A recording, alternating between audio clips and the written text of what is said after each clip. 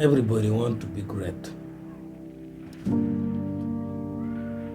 But how do you become great?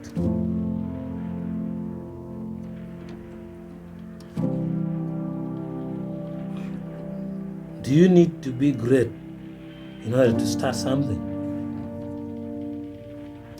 Many people fear to start something challenging in life or something new that would have brought for them success, simply because they believe that they are not famous and they are not great, so that makes them inferior. The inferiority complex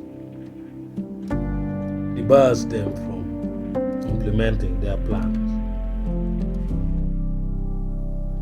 But you really don't need to be great to start. You just have to start from where you are in order for you to be great. Because if you don't start, then you will never be great.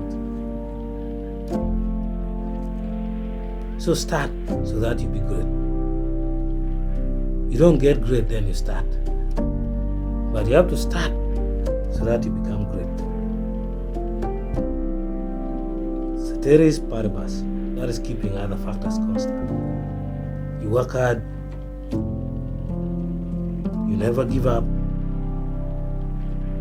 you push hard, smart, keep on learning after you have started until every little step is like another step.